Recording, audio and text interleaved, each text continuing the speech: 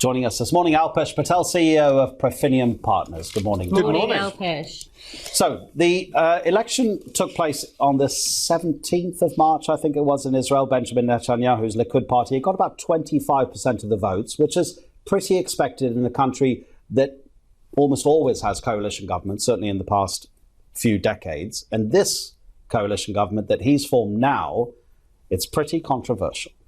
Good and bad news with this, and you're absolutely right. In the 67-year history of Israel, they have only known coalition government, and that's because they have a form of proportional representation and about 10 parties to negotiate amongst. The good news is they've got a government, which is hugely important, of course, because Israel is the only major democracy in that region, and it's important, certainly for Western interests, to have a stable government. The bad news is it stable? Those outside of the coalition have already been saying it's not a legitimate government, it's not stable, they've only got one seat majority, and they've cobbled together, as you say, this coalition. The worrying thing would be for the West is if they are moved further to centre-right because of the coalition, will they expand settlements? And if they do, that will damage relations, which are already at a low with the US. And we saw that Benjamin Netanyahu gave a speech to the United States Congress, didn't meet the American president, quite a rebuff on both sides, actually.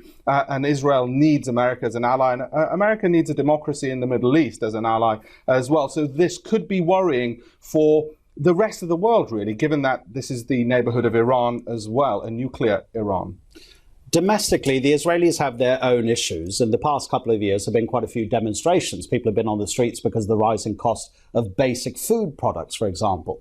Internationally, when we, I think, look at Israel, we see, do we not, Benjamin Netanyahu's entire reason for being as the security of Israel, which says something in itself about the country. I'm not saying it's wrong that the people and the prime minister should see it that way, but it's interesting to note that the whole reason for the government's being is the nation's security. I think it's fair to say every single leader of Israel has felt that the survival of the state has been at stake in every government. And that is because in that region, actually, I don't think it's an understatement to say they are surrounded by enemies, and some of whom want the destruction of the state. Imagine living under that. And I think that's why you're absolutely right. Whilst he sees security of the state primary importance, I think all of them, from the more left-leaning governments to the right-leaning, the downside of that is you end up spending a heck of a lot of money on defense, and that can lead to economic deficits. It can mean that there's huge investments which do not occur